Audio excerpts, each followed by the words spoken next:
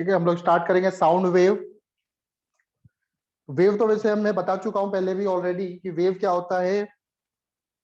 एक तरह का मोशन जिसमें जो पार्टिकल्स होते हैं वो एनर्जी को एक पोजीशन से दूसरे पोजीशन तक ट्रांसफर करते हैं without any transferring of particle. Particle motion करता है लेकिन अपनी ही पोजीशन पर। तो सबसे पहले वेव के बारे में लिख लो, वेव क्या होती है। Wave type of motion where particle type of motion where particle vibrates at their position, vibrates at their respective position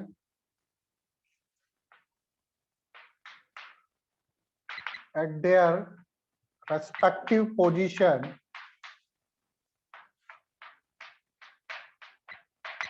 and energy transfer from one place to another place, from one place to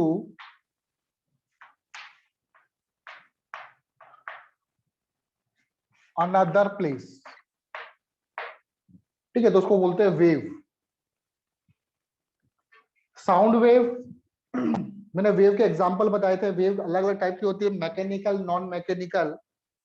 हम लोग sound wave की बात कर रहे हैं तो sound wave जो है वो क्या है, एक तरह की मैकेनिकल वेव है। साउंड को ट्रेवल करने के लिए आपको मीडियम की जरूरत पड़ती है। ठीक है, बिना मीडियम के साउंड ट्रांसफर नहीं हो सकता। तो sound wave is a type of mechanical wave. Mechanical क्या होती है, जिसको मीडियम की जरूरत पड़ती है। Sound wave is a type of mechanical wave, that is it require medium। इसको मीडियम की जरूरत पड़ेगी, बिना मीडियम के ट्रांसफर नहीं हो पाएगी। ठीक है, वेव स्पेस वगैरह में जैसे जैसे मान लो आप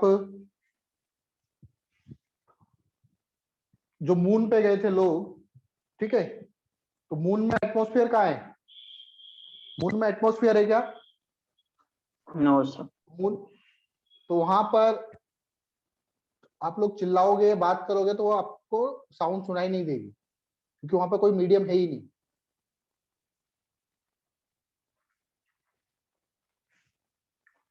ठीक है, तो साउंड वेव क्या है, एक तरह की मैकेनिकल वेव है। फिर on the basis of vibration, sound में जो पार्टिकल्स वाइब्रेट करते हैं वो अपनी पोजीशन के टू एंड फ्रो वाइब्रेट करते हैं। अप एंड डाउन करेंगे तो उसको बोलते हैं ट्रांसफर वेव। और टू एंड फ्रो, जिस डायरेक्शन में मूव कर रहा है उसी डायरेक्शन में अगर पार्टिकल वाइब्रेट कर रहे हैं तो उसको बोलते हैं लॉन्गिट्यूडनल वेव। तो साउंड वेव जो है, on the basis of direction of motion of particle, sound waves are is longitudinal wave. Longitudinal wave, longitudinal wave में क्या होता है, that is the vibration of particle is in the same direction as the wave propagate, that is the vibration of particle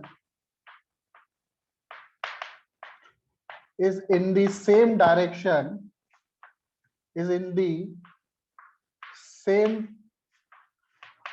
direction of propagation of wave, propagation of wave। जिस direction में wave जा रही है उसी direction में particle vibrate करेगी।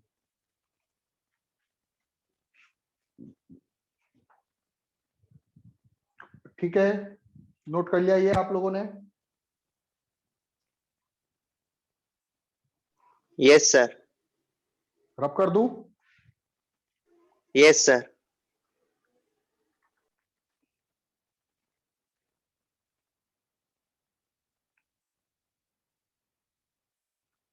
चलो अब देखो साउंड वेव कैसे ट्रेवल करती है उसको देखते हैं हम लोग। आप लोगों ने शायद 9th में ही पढ़ा होगा।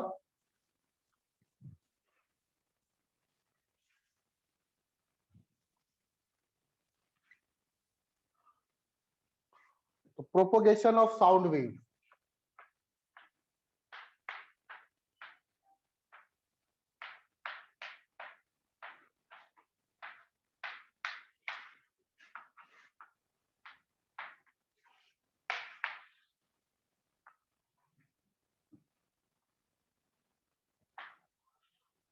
ये मैंने एक एयर का कॉलम इमेजिन कर लिया।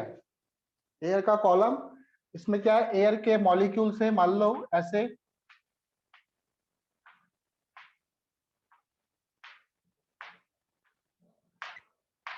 ठीक है, इस तरह से एयर के क्या है, मॉलिक्यूल्स है। ये आपने एज्यूम कर लिया एयर कॉलम।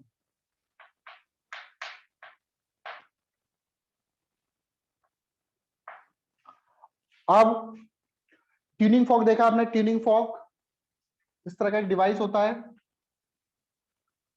Yes, इसको sir. एक रबर के उस पे स्टैंड पे मारते हैं तो उसमें से क्या होता है, ये वाइब्रेट करता है और साउंड प्रोड्यूस Vibration. होता है। ठीक है, तो मैंने एक ट्यूनिंग फॉर्क ले लिया, इसको बोलते हैं ट्यूनिंग फॉर्क। इसका जो स्ट्रक्चर है वो फॉर्क टाइप है। फॉर्क जो चम्मच होती है कांटे वाली, उसकी तरह स्ट्रक्चर है इसका, इसलिए इसको ट्यूनिंग फॉर्क बोलते हैं। ये जो ऊपर के जो दो हिस्से हैं इसको बोलते हैं प्रॉन्ग्स।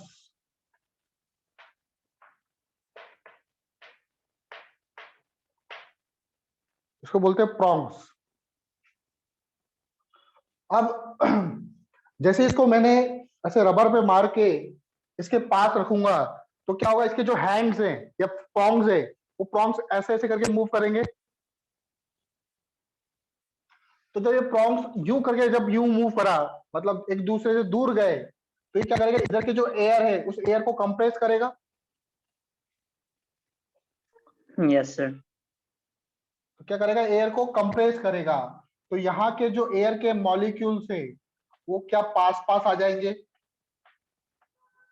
और फिर बाकी मॉलिक्यूल्स ऐसे दूर दूर ही रहेंगे।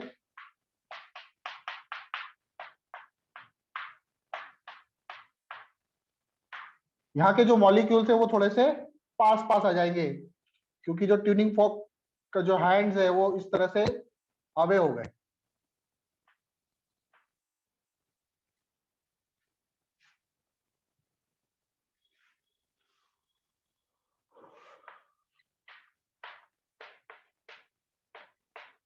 prongs move forward, prongs move forward। तो यहां पर जो एयर होगी वो क्या हो जाएगी, डेंस हो जाएगी इधर की, क्योंकि उसने एयर के मॉलिक्यूल्स को इधर कंप्रेस कर दिया। तो यहां पर क्या बनेगा, कंप्रेशन, एक पल्स बनेगी। क्या बनेगी, कंप्रेशन पल्स। और ये फिर कंप्रेशन पल्स आगे बढ़ती जाएगी। इसकी वेलोसिटी कितनी होगी, v।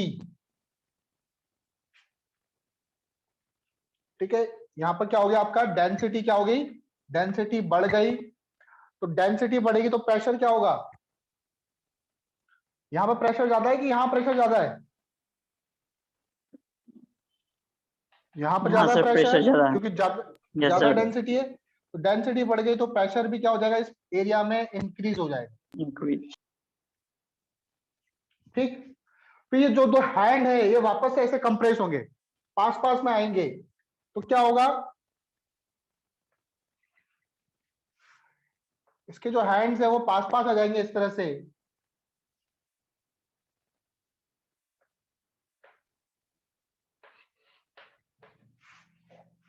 prongs move backward,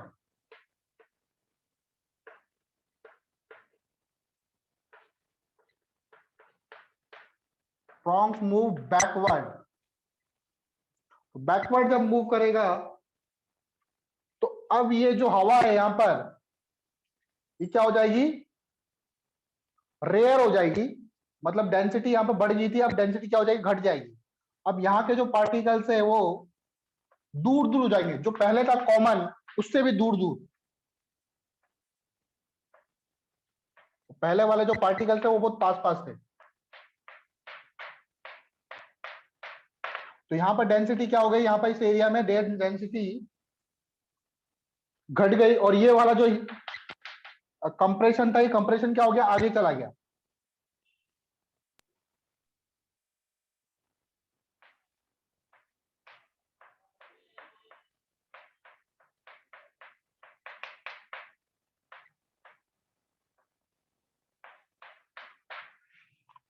ये कंप्रेशन क्या हो गया, आगे चला गया, v वेलोसिटी से मूव कर रहा है। तो इस एरिया में डेंसिटी क्या हो जाएगी, घट जाएगी। डेंसिटी घट जाएगी तो प्रेशर भी क्या हो जाएगा, घट जाएगा। घट तो जाएगा। एक तरह की वापस से पल्स बनी। इस पल्स को बोलते हैं rarefaction pulse. Rarefaction pulse, rarefaction pulse. फिर क्या होगा, वापस से हैंड वापस ये दूर जाएंगे, फिर वापस से एक और पल्स बनेगी यहाँ पर, दैट इज कंप्रेशन पल्स। तो इस तरह से एक पल्स के बाद दूसरी पल्स, कंप्रेशन, फिर रेयर फ्रैक्शन, फिर कंप्रेशन, फिर रेयर फ्रैक्शन, इस तरह से साउंड वेव ट्रेवल करती है। बात समझ में आई? तो इसके बाद नेक्स्ट डायग्राम जो होगा, उस नेक्स्ट डायग्राम में देखो क्या होगा। तो हैंड बार बार ऐसे करके मूव कर रहे हैं, तो कंप्रेशन बनेगा, कहीं रेयर फ्रैक्शन बनेगा। तो आपको इस तरह से कुछ नजर आएगा, कंप्रेशन, रेयर फ्रैक्शन,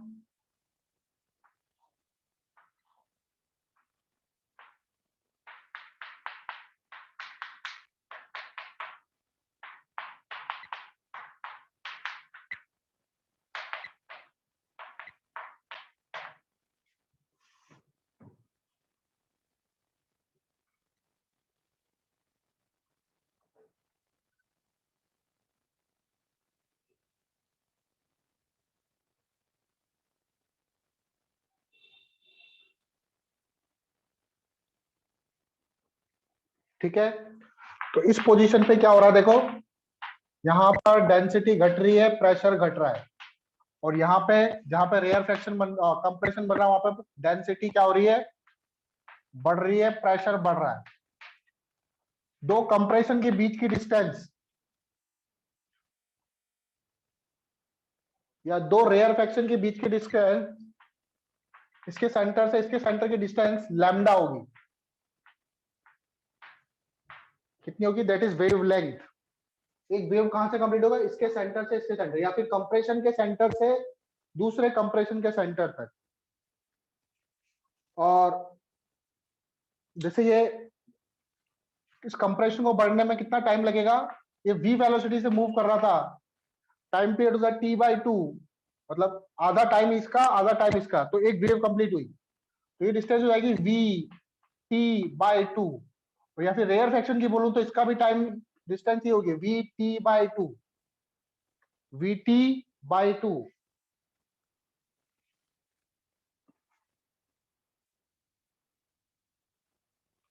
आई बात समझ में? तो प्रॉन्ग्स इस तरह से मूव करेंगे, तो प्रॉन्ग्स की जो वेलोसिटी होगी वो मैक्सिमम कहां पर होगी, जब ये नॉर्मल पोजीशन पे था, अपनी मीन पोजीशन पे था, उस समय इसकी वेलोसिटी मैक्सिमम होगी। ये जो एंड आ रहा है यहाँ पे वेलोसिटी जीरो हो गई, फिर वापस से जीरो हुआ, इस पोजीशन पे इसकी वेलोसिटी जीरो होगी। तो प्रॉन्ग्स जो है,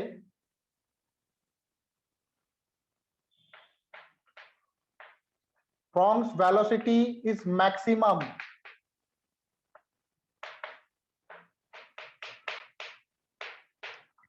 at mean position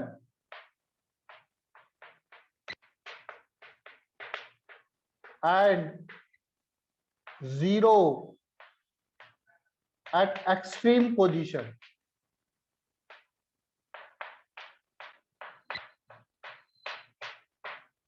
और एक्सट्रीम पोजीशन पे जीरो होगी। नीचे वाला बना लिया आप लोगों ने?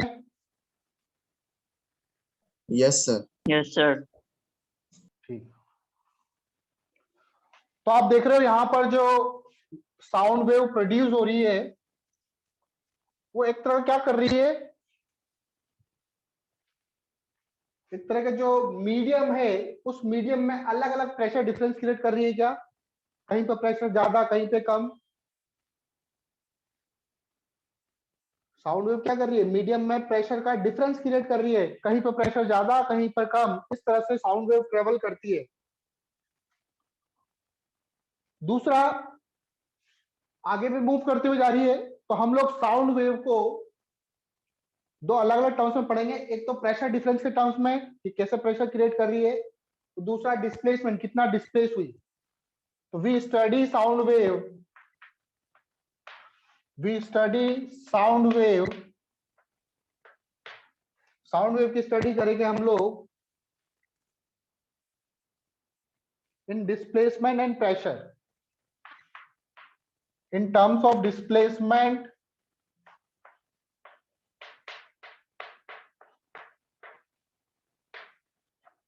and pressure। प्रेशर और डिस्प्लेसमेंट के टर्म्स में हम लोग साउंड वेव को स्टडी करेंगे, ठीक है। इसकी जो इक्वेशन बनेगी, एक प्रेशर की इक्वेशन बताऊंगा और एक डिस्प्लेसमेंट की इक्वेशन बताऊंगा।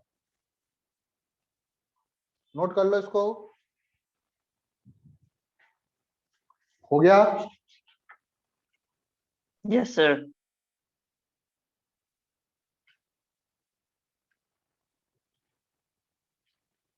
चलो आगे देखें।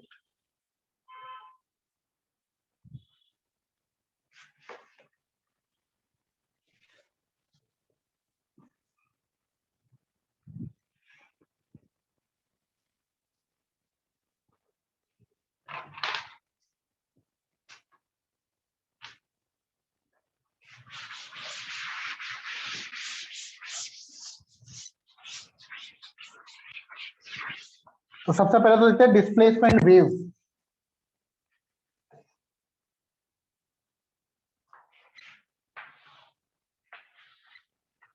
ऊपर टॉपिक डालो डिस्प्लेसमेंट वेव।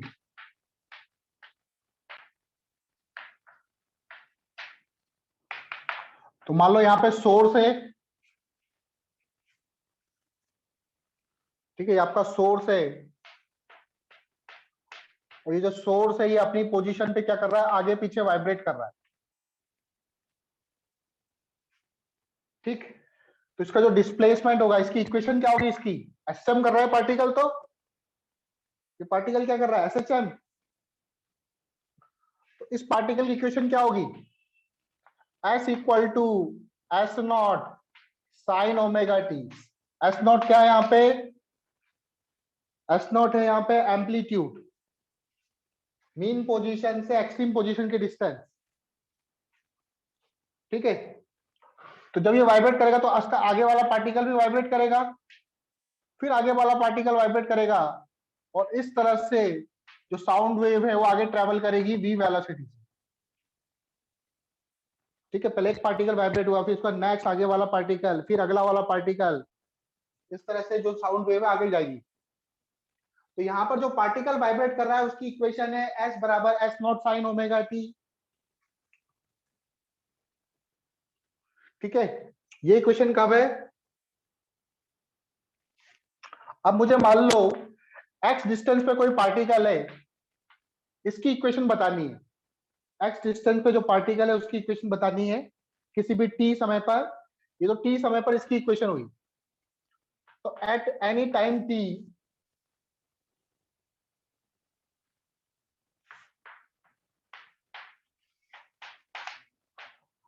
फॉर x, जैसे हमने इक्वेशन ऑफ ट्रेवलिंग वेव पढ़ी थी, तो इसको इसकी इक्वेशन क्या आएगी, s बराबर s not sine omega t minus x by we.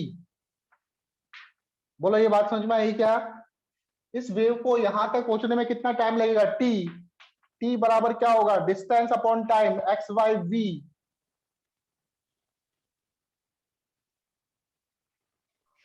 सही कर रहा हूं मैं? सॉरी ओमेगा बाहर आएगा, अंदर जो टाइम आ जाएगा वो t minus x by v आ जाएगा। आई बात समझ में कुछ? Yes, sir. ठीक है, अंदर मल्टीप्लाई करो ओमेगा को, s बराबर हो जाएगा s not sine omega t minus omega v into x, और ओमेगा बाई वी इसको बोलते हैं k, that is wave number, इसको बोलते हैं k, k इक्वल टू होता है वेव नंबर, और k बराबर आल्सो 2 पाई बाई लैम्डा भी होता है। तो आपकी जो इक्वेशन बन जाएगी इसकी, s बराबर s not sine omega t minus k x, ये बन जाएगी इन टर्म्स ऑफ डिस्प्लेसमेंट। समझ गए? ये साउंड वेव की इक्वेशन आएगी इन टर्म्स ऑफ डिस्प्लेसमेंट।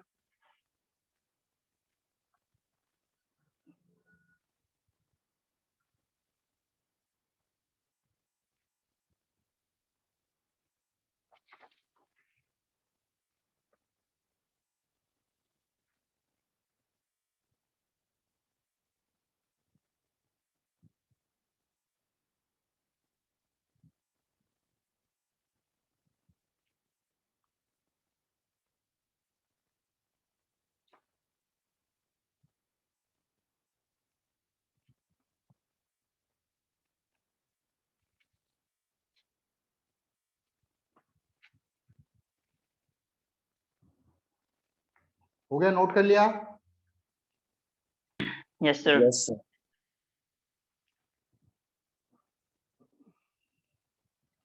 चलो अब इन टर्म्स ऑफ प्रेशर निकालते हैं हम लोग। In terms of sound wave की इक्वेशन क्या होगी प्रेशर के टर्म्स में?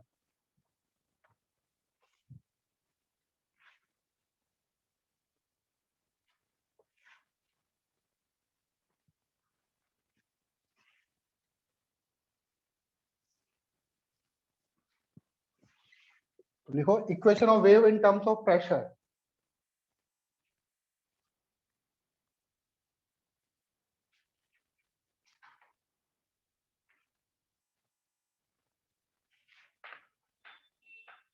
Equation of sound wave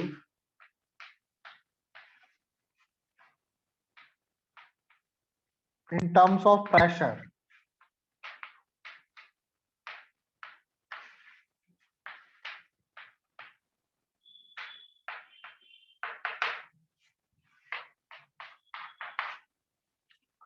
Equation of sound wave in terms of pressure.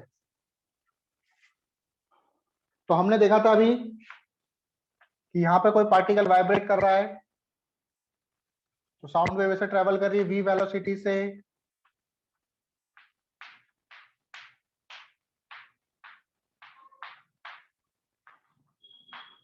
तो डिस्प्लेसमेंट के टर्म्स में इसकी इक्वेशन आई थी। मान लो x डिस्टेंस पर t समय में, at time t, at t equal to t समय पे इसकी इक्वेशन क्या आई थी? s इक्वल टू, उस समय मैंने इनिशियल फेज 0 लिया था, अभी मैं इनिशियल फेज कुछ ले लेता हूं, s equal to s not sine omega t. अच्छा ये इक्वेशन, सॉरी ये इक्वेशन इस पार्टिकल की होगी जो मीन पोजीशन पर है। मीन पोजीशन पे जो पार्टिकल वाइब्रेट कर रहा है उसकी इक्वेशन क्या होगी? s बराबर s not sine omega T plus five. हमें इनिशियल फेज पता नहीं है, मैंने इनिशियल फेज, ये फाइव क्या है? Initial phase. पिछले वाले केस में मैंने इनिशियल फेज 0 लिया था।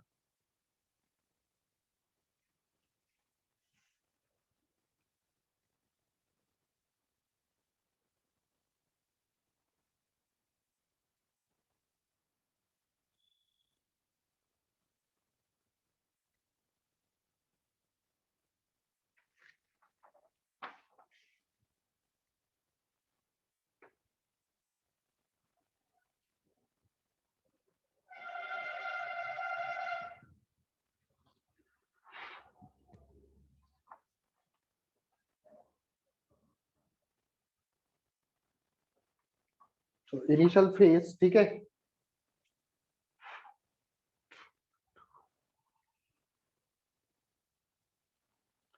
मान लो इनिशियल फेज 0 ही है, इनिशियल फेज को 0 ले लेते हैं हम लोग।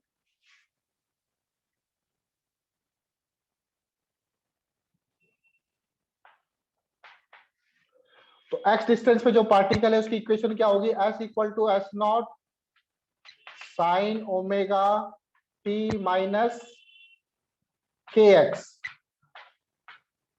ये इक्वेशन होगी। Yes, sir.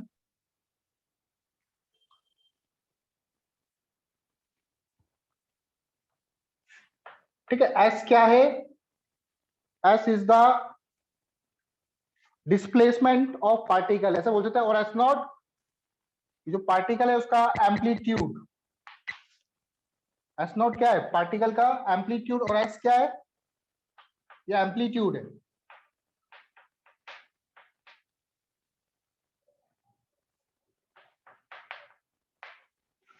तो देखो ये मान लो एयर कॉलम लिया मैंने,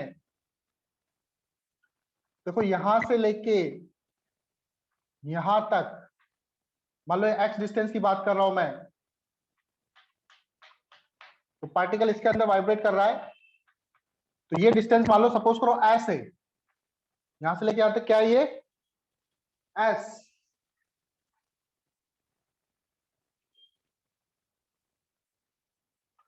ये तो था एक्स डिस्टेंस पर, और मान लो मैं थोड़ा सा और आगे गया एक्स प्लस डी एक्स या x plus delta x distance पर, x plus delta x distance पर, x plus delta x distance पर देखो अब क्या हो जाएगा, यहां पर जो पार्टिकल्स है उसका एम्पलीट्यूड या तो एस प्लस डेल्टा एस हो जाएगा,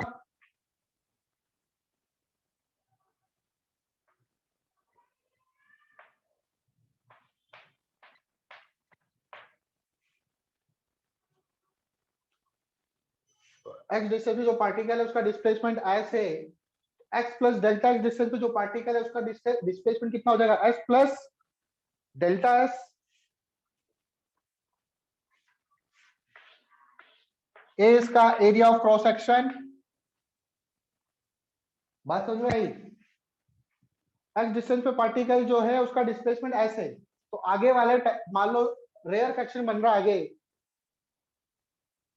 तो उसका जो डिस्प्लेसमेंट होगा मीन पोजीशन से वो थोड़ा सा ज्यादा होगा या कम हो सकता है, प्लस भी हो सकता है माइनस भी हो सकता है, तो एस प्लस डेल्टा एस होगा, लेकिन एस नहीं होगा क्योंकि इस वाले पार्टिकल का एस है, तो अगले वाले पार्टिकल का थोड़ा सा कम होगा या ज्यादा होगा। आ रही है बात समझ में।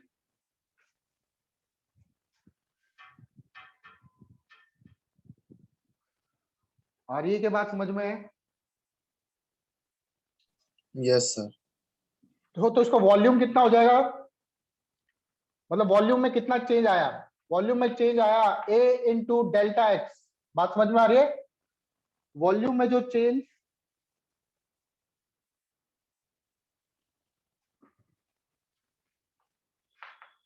या फिर डेल्टा वी की बात करूं मैं, ए इंटू डेल्टा एस क्या है यहाँ पे, ए इंटू डेल्टा एस लिख सकता हूं इसको,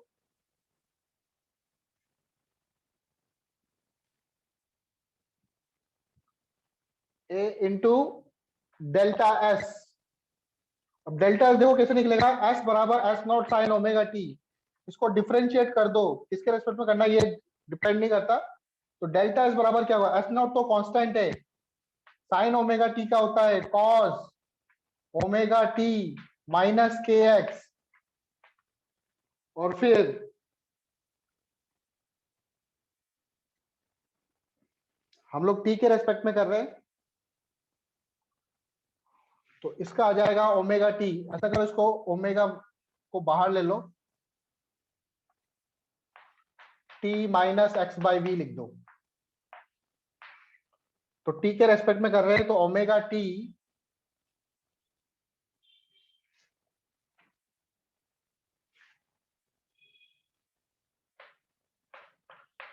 माइनस एक्स बाई वी, और फिर इसका differentiation with respect to time, omega t का ओमेगा, नहीं ओमेगा टी का नहीं,